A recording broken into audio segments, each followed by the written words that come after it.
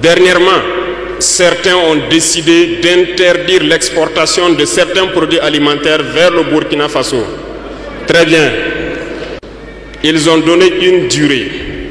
Nous ferons en sorte que, à la fin de cette durée, nous interdirons l'entrée de ces produits sur notre territoire. On nous traite de putschistes. Nous ne sommes pas français, nous ne comprenons pas ce que ça veut dire.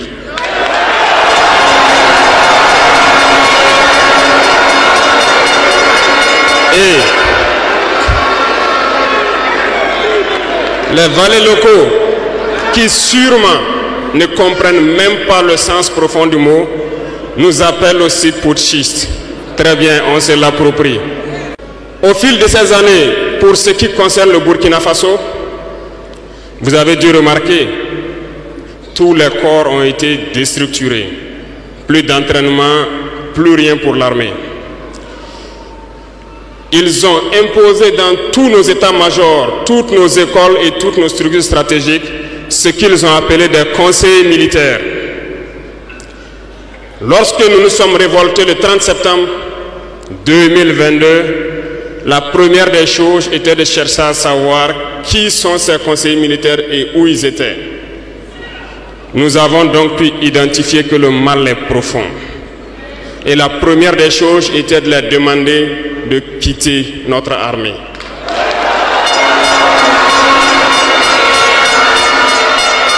Ils sont partis.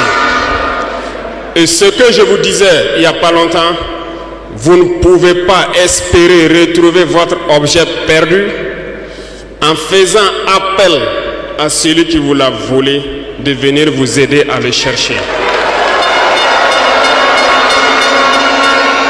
Lorsque nous avons déjà demandé aux conseillers de partir, nous avons senti des manifestations. On nous a fait comprendre qu'on ne pourra pas s'en sortir sans eux. Et à chaque fois qu'ils nous le disaient, ça s'est traduit par des attaques d'envergure sur le terrain. Nous avons bien reçu le message. Lorsqu'à l'orée donc de l'année 2023, nous avons décidé de dire donc aux forces étrangères présentes ici de partir parce que nous voulons lutter en burkinabé.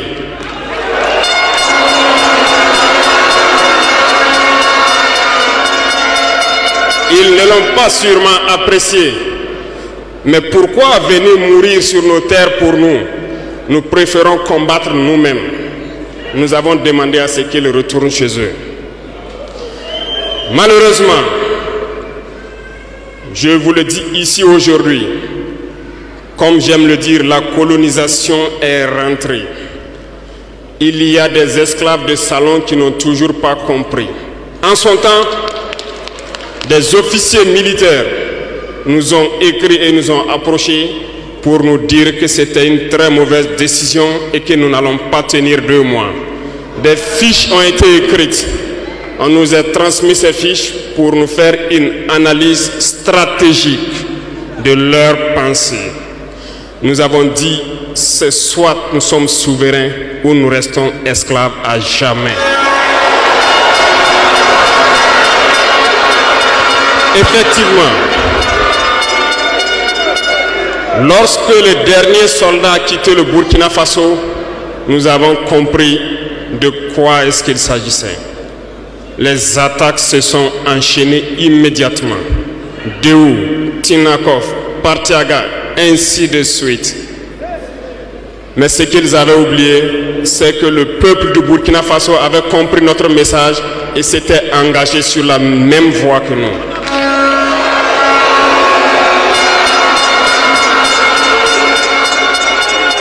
Nous nous sommes réorganisés rapidement et subitement, nous avons constaté que toutes les cellules dormantes terroristes se sont réveillées au Burkina Faso.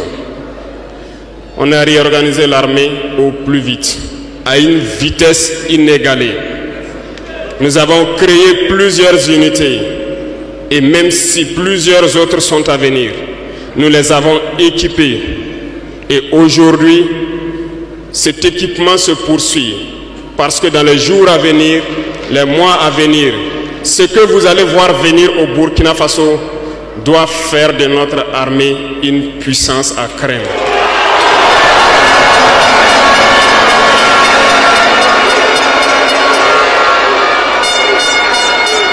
Nous n'allons pas lésiner sur les moyens. Nous avons compris que le combat qui est engagé contre l'impérialisme sera dur, très dur. Mais seuls les durs vont passer et les Burkinabés sont des durs. Et nous allons passer. Mais aujourd'hui, nous n'avons plus de sentiments sur ce volet.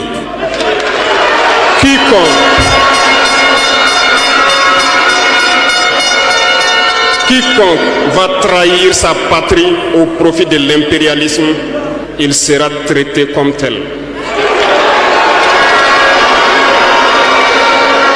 Nous avons mis en garde pendant plus d'1 an les valets locaux, les esclaves de salon, pour qu'ils ne trahissent pas leur patrie au profit de l'impérialisme. Certains ont compris, se sont rangés. D'autres n'ont pas compris, peut-être se croyant plus malins. Mais aujourd'hui, nous n'avons plus de sentiments sur ce volet.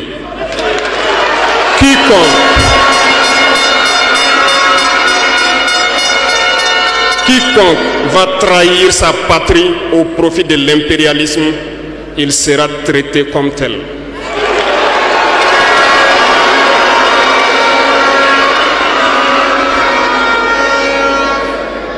Revenons à notre fameuse CEDEAO. Depuis que nous avons décidé de quitter la CEDEAO, les esclaves de salon ont été actionnés partout. Ils veulent faire peur au peuple. Ils veulent faire peur à tout le monde. Dieu merci. Dans un passé récent, il n'y avait qu'une poignée de gens qui avaient droit à la parole. Sur les plateaux télé, c'est ce qu'ils se disaient, qui étaient donc prêts pour évangile. Aujourd'hui, avec les nouvelles technologies, qui ont bien sûr des avantages et des inconvénients, tout le monde a droit à la parole. Et je pense que les Wanyis sont les premiers à confirmer cela.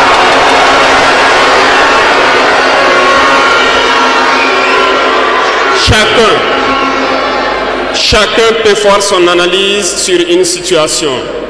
On peut certes se tromper, mais lorsqu'on vient vers nous pour comprendre, nous sommes bien ouverts pour vous expliquer les démarches. Ici, nous allons vous expliquer pourquoi nous avons quitté cette CEDEAO et vers où nous partons. Souvenez-vous que c'est en 1975 que ça a été créé. Et ça a été créé pour la majorité des chefs d'État putschistes, comme ils aiment le dire. C'était des militaires qui ont pris le pouvoir et qui ont pris les responsabilités pour créer la CEDEAO, pour qu'il y ait un véritable essor économique des peuples à l'intérieur donc de cet espace.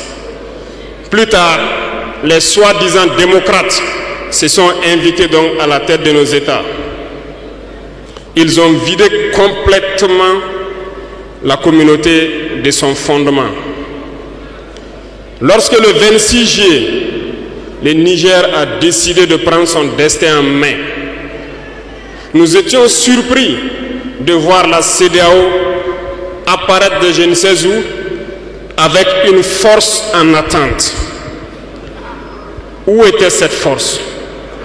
Lorsque des milliers et des milliers de Nigériens étaient tués par les terroristes, où était cette force lorsque des milliers de Maliens, de Burkinabés mouraient sous les balles des terroristes? Ils ont dit que par la force, ils allaient déloger donc les vaillants fils du Niger qui ont pris le destin en main du pays. Croyez-vous que ce sont des femmelettes qui sont au Niger? Il y a des combattants là-bas. L'armée nigérienne est guerrière. Ils combattent depuis des années. Ce n'est pas une armée de défilé ou une armée de maintien de paix. Et les armées de l'AES ont décidé de s'unir Nous attendons cette force en attente.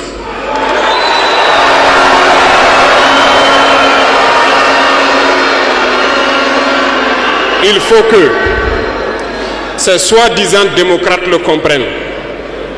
Lorsque des milliers de Nigériens sont morts sur leur lit d'hôpital par manque d'électricité ou par manque de médicaments, c'est du crime. Ils sont responsables de ces sanctions, ils sont responsables de ces morts. La même chose se passe au Mali. Avec le Burkina, nous avons des sanctions indirectes. Parce qu'il faut que les gens comprennent.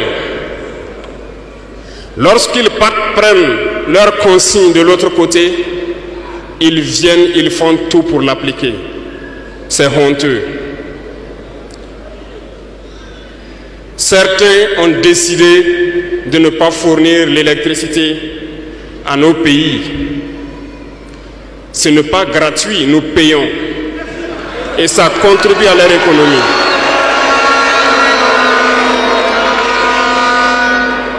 Ils ont essayé de faire souffrir le Mali. Et bien sûr, en faisant fi de tous les textes et de ne plus donner l'électricité au Mali, espérant que la population se révolte. Ça ne marche pas. Lorsque ça a duré, certains étaient obligés de faire payer leur propre peuple en augmentant le coût de l'électricité. Ça va encore augmenter.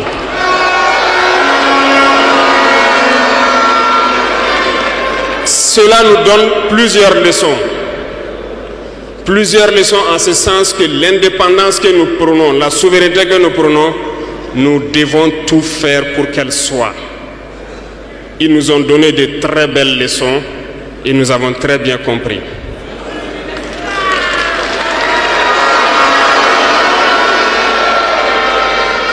Certains ont fermé leurs ports, ce qui d'ailleurs va à l'encontre de tous les textes internationaux parce qu'on ne peut pas fermer les ports à un pays sans littoral. Ils l'ont fait, ils ont violé les textes. La communauté internationale n'a pipé mot. Personne n'a parlé dans la CEDEAO. Mais dans les ports, nous ne faisons pas transiter nos marchandises gratuitement. Nous payons.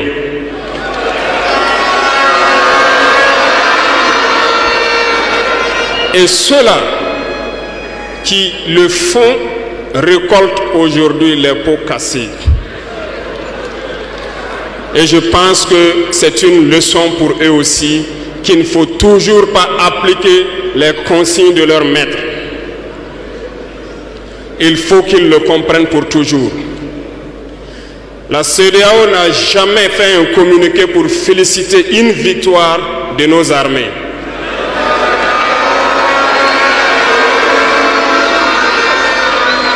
À peine, elle condamne du bout des lèvres et très rarement lorsqu'il y a des massacres. Où est cette CEDEAO des peuples? Bref, nous ne pouvons pas citer tout le mal qui a été fait à nos peuples, mais nous avons décidé en toute âme et conscience de nous retirer et de nous concentrer sur notre organisation commune qu'est l'AES.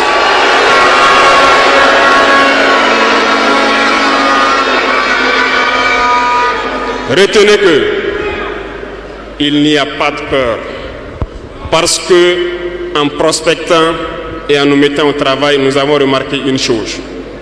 Dernièrement, certains ont décidé d'interdire l'exportation de certains produits alimentaires vers le Burkina Faso. Très bien.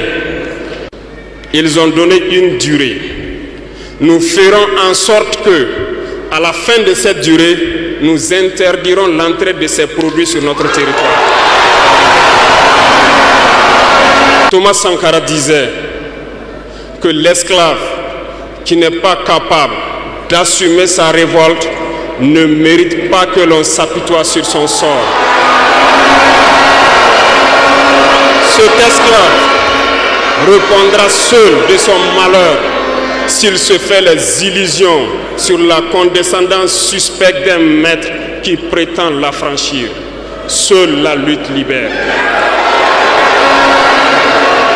Et je m'en vais vous dire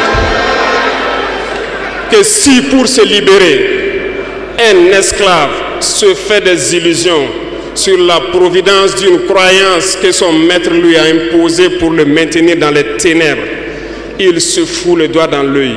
Il restera à jamais aveugle dans les ténèbres et ne verra jamais le jour. C'est un message à toute l'Afrique.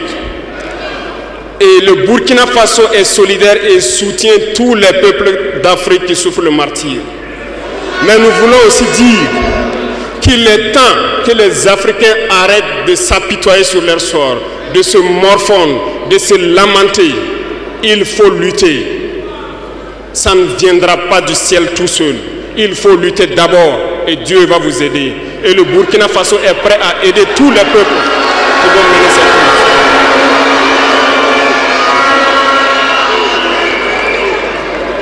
Dites-leur à tous ces peuples qui se battent, il est temps qu'ils disent la vérité à leurs dirigeants.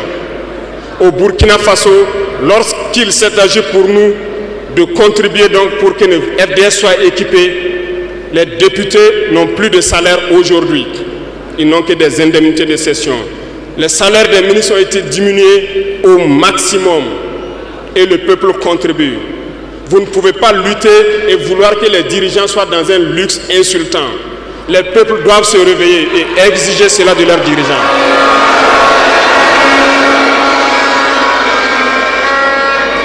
Et pour terminer, je lance donc un appel à tous les peuples de l'AES, à travers vous, pour qu'ils restent unis et solidaires. Toute souffrance a une fin. La lutte que nous avons engagée est dure. Mais il faut rester la tête sur les épaules. Parce que l'arme fatale de l'impérialisme reste la manipulation à travers la communication. Sachez reconnaître les valets locaux. Sachez reconnaître les esclaves de salon. Sachez reconnaître tous ceux-là qu'on soudoie pour venir vous vendre de fausses informations. Pour vous-même, restez serein et ne vous divisez pas.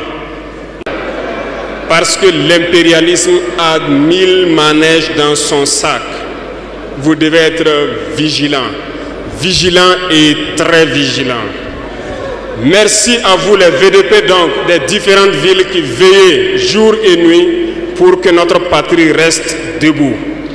Et donc rendez hommage tous les jours aux FDS et aux VDP qui se battent au front. Merci beaucoup pour votre attention. Merci à tous ceux qui se sont déplacés ici pour que nous puissions nous entretenir. Merci à ceux qui sont dehors, qui n'ont pas pu accéder. La patrie ou la mort, nous